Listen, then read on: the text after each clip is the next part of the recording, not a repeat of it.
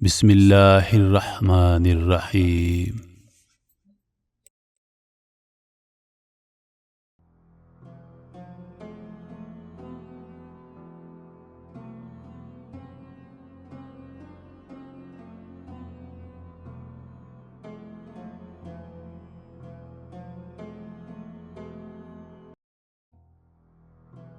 السلام علیکم محترم خواتین و حضرات، میں ہوں روہیل خان اور آپ دیکھ رہے ہیں روہیل وائس چینل۔ محترم دوستو، آج جو ویڈیو میں آپ لوگوں کے لیے لے کے آیا ہوں، آپ سے مدبانہ التماس ہے کہ اس ویڈیو کو آخر تک ضرور دیکھیے گا، کیونکہ ایک ایسا پیغام ہے جو شاید آپ کی زندگی کو بدل دے۔ تو چلیے بڑھتے ہیں آج کی اس ویڈیو کی جانب۔ ابو نصر نامی ایک شخص اپنی بیوی اور ایک بچے کے ساتھ غربت اور افلاس کی زندگی بسر کر رہا تھا۔ ایک دن وہ اپنی بیوی اور بچے کو بھوک سے نڈھال اور بلکتا روتا گھر میں چھوڑ کر خود غموں سے چور کہیں جا رہا تھا کہ راہ چلتے اس کا سامنا ایک عالم دین سے ہوا، جسے دیکھتے ہی ابو نصر نے کہا، اے شیخ، میں دکھوں کا مارا ہوں، غموں سے تھک گیا ہوں۔ شیخ نے کہا، میرے پیچھے چلے آؤ، ہم دونوں سمندر پر چلتے ہیں۔ سمندر پر پہنچ کر شیخ صاحب نے اسے 2 رکعت نفل نماز پڑھنے کو کہا۔ نماز پڑھ چکا تو اسے ایک جال دیتے ہوئے کہا کہ بسم اللہ پڑھ کر اس جال کو سمندر میں پھینک دو۔ جیسے ہی جال پھینکا گیا، ایک بڑی ساری مچھلی جال میں پھنس کر باہر آ گئی۔ شیخ صاحب نے ابو نصر سے کہا، اس مچھلی کو جا کر فروخت کر دو اور حاصل ہونے والے پیسوں سے اپنے اہل خانہ کے لیے کچھ کھانے پینے کا سامان خرید لینا۔ ابو نصر نے شہر جا کر مچھلی فروخت کی، حاصل ہونے والے پیسوں سے ایک قیمے والا اور ایک میٹھا پراٹھا خریدا اور سیدھا شیخ احمد بن مسکین کے پاس گیا اور اسے کہا کہ حضرت، ان پراٹھوں میں سے کچھ لینا قبول کیجیے۔ شیخ صاحب نے کہا کہ میں نے نیکی آپ کے ساتھ اجرت کے لیے نہیں کی، تم یہ پراٹھے لے جاؤ اور اپنے اہل خانہ کو کھلا دو۔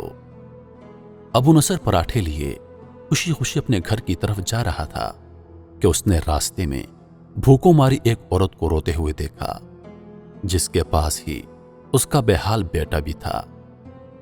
ابو نصر نے اپنے ہاتھوں میں پکڑے ہوئے پراٹھوں کو دیکھا اور اپنے آپ سے کہا کہ اس عورت، اس کے بچے اور میرے بچے میں کیا فرق ہے؟ معاملہ تو ایک ہی جیسا ہے۔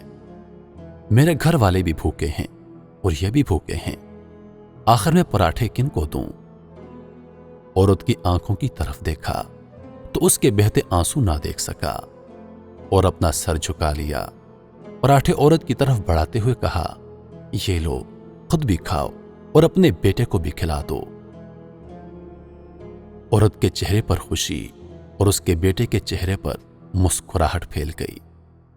ابو نصر غمگین دل لیے واپس اپنے گھر کی طرف یہ سوچتے ہوئے چل دیا کہ اپنے بھوکے بیوی بیٹے کا سامنا کیسے کرے گا۔ وہ تو اس کا راستہ دیکھ رہے ہیں کہ ابو کچھ لے کر آئیں گے اور ہم کھانا کھائیں گے، اب ان کا سامنا کیسے کرے گا؟ گھر جاتے ہوئے راستے میں اس نے ایک منادی والا دیکھا جو کہہ رہا تھا، ہے کوئی جو اسے ابو نصر سے ملا دے؟ لوگوں نے منادی والے سے کہا، یہ دیکھو تو صحیح، یہ ہے ابو نصر۔ اس نے ابو نصر سے کہا، تیرے باپ نے میرے پاس آج سے 20 سال پہلے 30,000 درہم امانت رکھے تھے، مگر یہ نہیں بتایا تھا کہ ان پیسوں کا کرنا کیا ہے۔ جب سے آپ کا والد فوت ہوا ہے، میں آپ کو ڈھونڈ رہا ہوں کہ کوئی میری ملاقات آپ سے کرا دے۔ آج میں نے آپ کو پا ہی لیا، یہ لیجئے، یہ آپ کی امانت ہے۔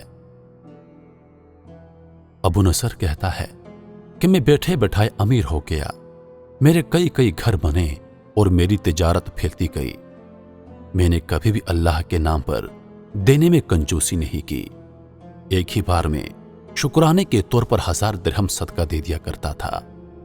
مجھے اپنے آپ پر रश्क आता था कि कैसे फराख दिली से सदका खैरात करने वाला बन गया हूं। लेकिन एक बार मैंने ख्वाब देखा कि हिसाब किताब का दिन आम पहुंचा है। मैदान में तराजू नस्ब कर दिया गया है। मनादी करने वाले ने ऊंची आवाज दी और बोला, अबू नसर को लाया जाए और उसके गुनाह और सवाब तोले जाएं। अबू नसर कहता है कि एक पलड़े में एक तरफ मेरी नेकियां और दूसरी तरफ मेरे गुनाह रखे गए तो मेरे गुनाहों का पलड़ा भारी था। मैंने पूछा, आखिर कहां गए मेरे वो सदकात जो मैंने अल्लाह की राह में खर्च किए थे? तोलने वालों ने मेरे सदकात नेकियों के पलड़े में रख दिए।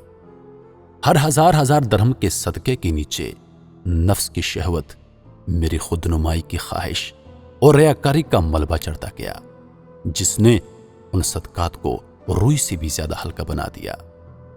मेरे गुनाहों का पल्ला अभी भी भारी था। मैं रो पड़ा और कहा, हाय रे, मेरी निजात कैसे होगी? मनादी वाले ने मेरी बात को सुना तो एक बार फिर पूछा, है कोई इसका और अमल तो उसको भी ले आओ।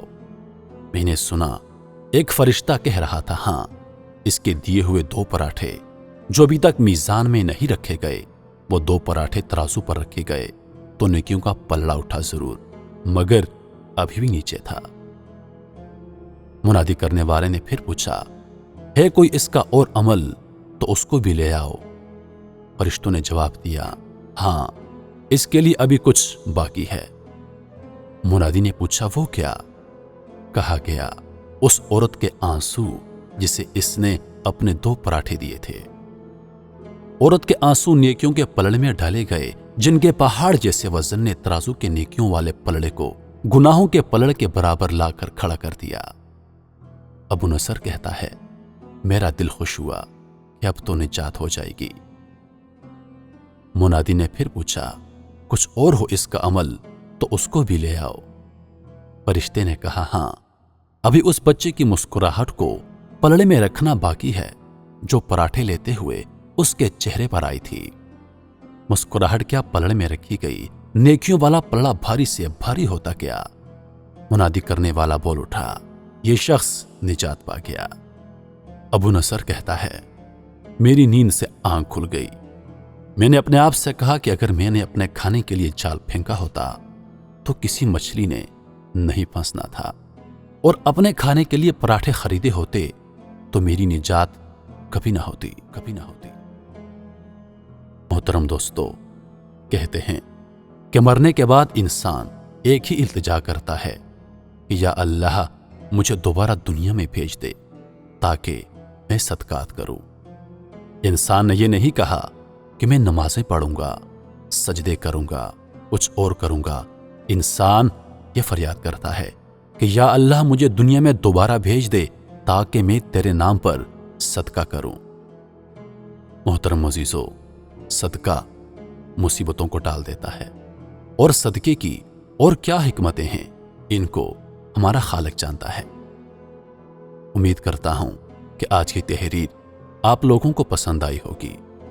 हमारी वीडियोस पसंद आ जाए तो लाइक और शेयर जरूर कीजिए, और मजीद वीडियोस के लिए हमारे चैनल को सब्सक्राइब करें, और दिन की ताज़ा तरीन अपडेट्स के लिए चैनल पर मौजूद घंटी के बटन को दबा दें ताकि हमारी हर नई आने वाली वीडियो सबसे पहले आप तक पहुंचे। मुझे दीजिए इजाजत इस उम्मीद के साथ कि अगली बार एक और वीडियो लेकर आपकी खिदमत में हाजिर होऊंगा। तब तक के लिए खुदा हाफिज। अल्लाह पाक आप सबका हाफिज़ो निगहबान। वालेकुम अस्सलाम।